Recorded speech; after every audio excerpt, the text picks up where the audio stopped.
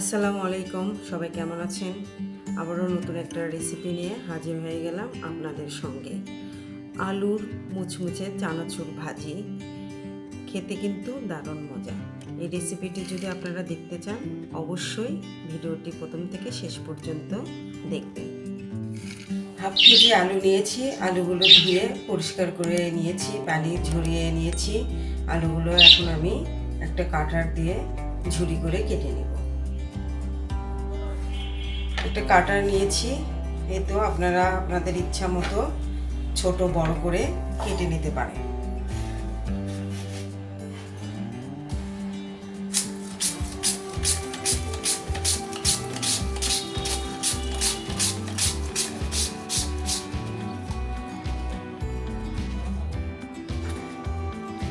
এরকম ঝুরি করে প্রতিটা আলু এখন আমি কেটে নেব।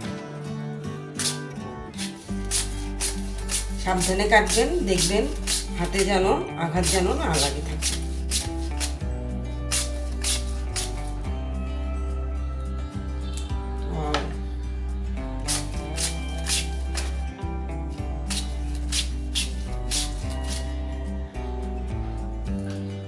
সবগুলো আলু আমি সুন্দরভাবে কেটে নিয়েছি, একদম ঝুরি ঝুরি করে।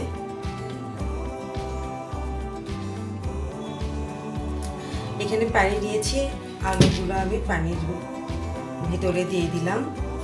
একদম ধুয়ে পরিষ্কার করে নিতে হবে। আলুতে যেন কোনো প্রকারের আঠা যেন না থাকে। আলুর আঠা থেকে গেলে তাহলে এটা ক্রিসমি হবে না। এভাবে সবগুলো আমি আলু ঝুরিগুলো ধুয়ে নিচ্ছি। ধুয়ে পরিষ্কার করে নিয়েছি। পানির ভিতরে আমি একটা 10 মিনিট রেখে দিব। আলু ঝুরিগুলো যেন একদম পানির ভিতরে ভিজে যেন শক্তর মতো হয়ে যাবে, স্ট্রেচড হয়ে যাবে, তখন ভেজে নিতে অনেক সুবিধা হবে।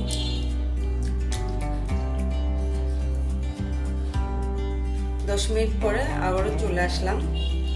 আলুগুলা এখন আমি পানি ঝরানোর জন্য করে এরকম একটা খাসকাটা বল নিয়েছি। এটাতে আলুগুলো এখন উঠিয়ে নেব। পানি যতক্ষণ পর্যন্ত না ঝরে যাবে ততক্ষণ পর্যন্ত এটা ভিতরে রেখে দিব।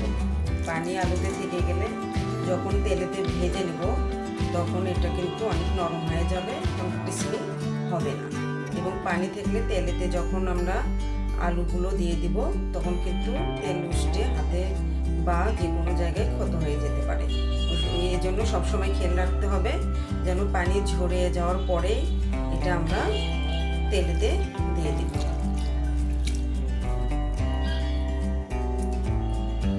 ঝরানোর জন্য করে ঝাঁকাতে উঠে রেখেছিলাম। আর একটু পানি ঝরানোর জন্য করে আমি এই টিস্যুর উপরে ঝুরি করা আলুগুলো রেখে দিব।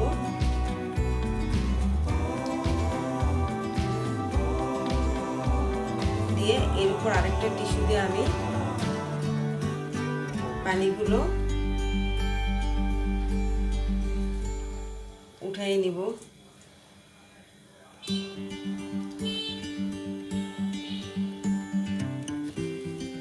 আমি কিচেন টিস্যু নিয়েছি, চাইলে এখানে সুতি নরম কাপড়ও নিতে পারেন পানিগুলো উঠে নেওয়ার জন্য করে।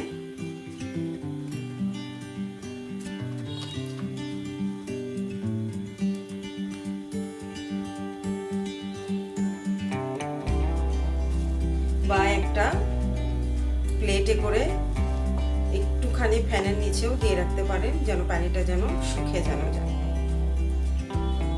আর পাশে চুলায় আমি তেল গরম বসিয়ে দিয়েছি, একটু হিট করে নেব তেলগুলো, তারপরে এটা ভেজে নেব। তেলটা অনেক হিট হয়ে গেছে, এখন এখানে আমি একটু করে করে আলুগুলো দিয়ে ভেজে নেব যতক্ষণ পর্যন্ত আলুটা ব্রাউন কালার না আসবে ততক্ষণ আমি ভেজে নেব।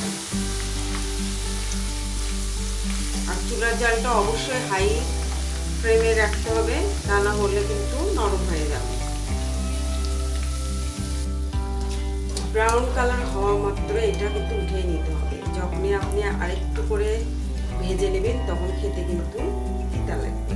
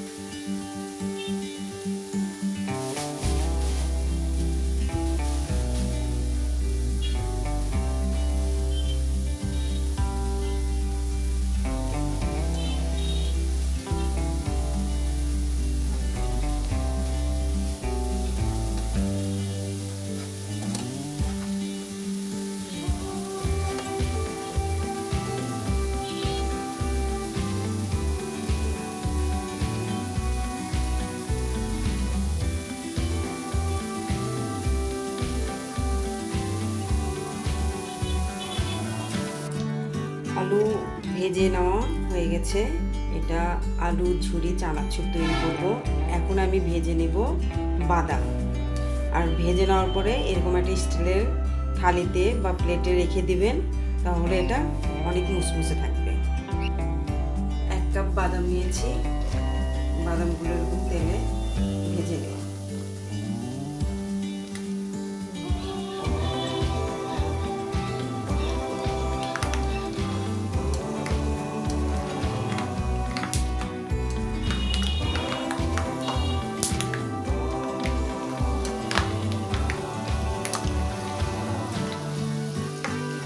তেলে থেকে উঠাই তৈরি করে ফেললাম আলুর মুচমুচে চানাচুর। এটা কিন্তু খেতেও অনেক বেশি অনেক মজা লাগে।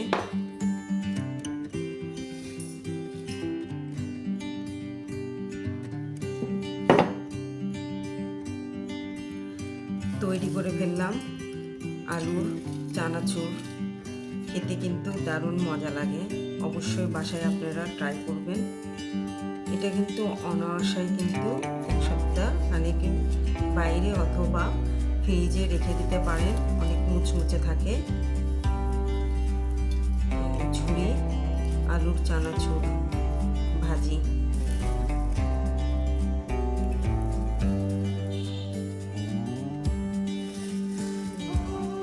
এখানে জিরা ভাজা, বাদাম ভাজা, আমি শুধু বাদাম আর আলু ভেজে নিয়েছি।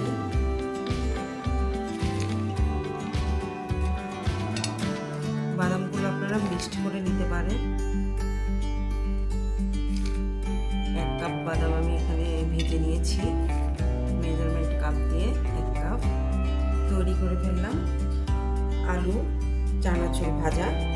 অবশ্যই বাসায় আপনারা ট্রাই করবেন আর খেয়ে আমাকে জানাবেন যে কেমন হয়েছে। সবাই ভালো থাকবেন, সুস্থ থাকবেন। আবারও একটা নতুন রেসিপি নিয়ে হাজির হয়ে যাব আপনাদের সঙ্গে। ভিডিওটা দেখে যদি আপনাদের কাছে ভালো লেগে থাকে তাহলে অবশ্যই সাবস্ক্রাইব করে বেল আইকনে ক্লিক দিয়ে আমার পাশে থাকবেন। এরকম সুন্দর সুন্দর মজার মজার ভিডিও নিয়ে হাজির হয়ে যাব আমি আপনাদের সঙ্গে। চলেন তাহলে শুরু করা যাক চলেন তাহলে শুরু করে ফেলি আলু দিয়ে চানাচুরটা কিভাবে তৈরি করেছি।